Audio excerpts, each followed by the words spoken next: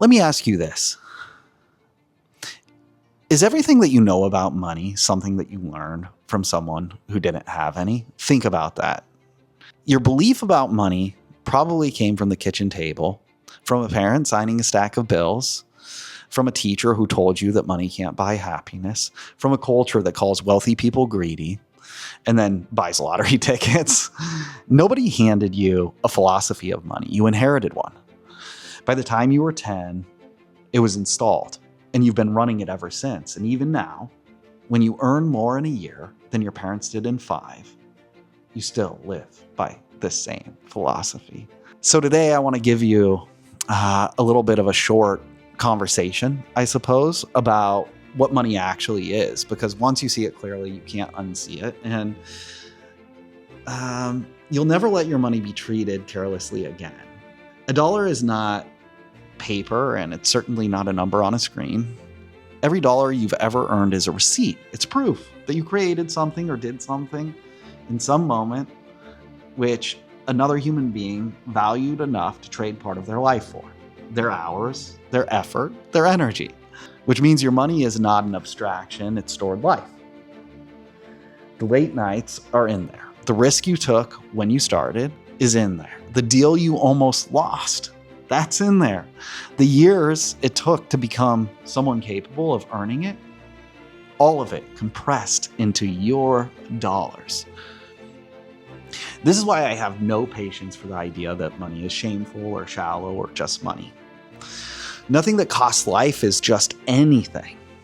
And here's the part that nobody says out loud. If money is stored life, then wasting it isn't a math error. It's self-disrespect. And handing it over blindly to anyone is handing over the hours of your life that it took to make those dollars. Now, some of you are going to say, hey, Eric, I know that, but I actually don't think that as an entrepreneur that it's all my stored life. I have employees, I leverage people, I leverage systems. Okay, yeah, of course you do. But how much life did you trade in order to learn the skills necessary in order to build those people, those systems, those products, those leverage points? All of that stored life is in there. Those late nights are in there. The stress to make payroll is in there. Controlling the money is your responsibility. I do believe that past generations were sold kind of this crude lie about money, that wanting it is greedy.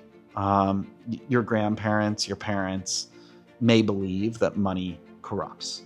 But that's probably not the lie that they got you with as an entrepreneur. If you're an achiever, guilt was probably not going to work on you in this case. So they sold you something a little bit more sophisticated. They taught you that money is someone else's job and that someone else will do money for you. But my question for you is, look at the system and how it actually treats your money. If your taxes are taken out before you receive your paycheck, you never even see your whole income. The retirement plan ships your money to accounts you can't touch for decades, into investments that you didn't choose with penalties for reaching for what's yours. And the bank takes your deposit, lends them out at a multiple of what it pays you, and then builds towers on the spread. The fund manager collects the fees in winning years and in losing years. I mean, this person is the only person getting paid no matter what. And it all comes with a phrase designed to end the conversation. And that's, quote unquote, that's just how it's done. Every piece of the system runs on one assumption: that you will produce the money and someone else will command it. You take the risk and they take the control. And you've been told that this is what being responsible looks like. I call it surrender on a payment plan. Here's the question that will tell you more about your family's future than any statement that your accountant can produce for you. Who controls the money? Not how much money there is, who controls the money? Income without control is a treadmill. Ask any exhausted high earner. A big number that you can't reach for 30 years isn't wealth. It's a promise from people that you've never met, contingent on markets behaving.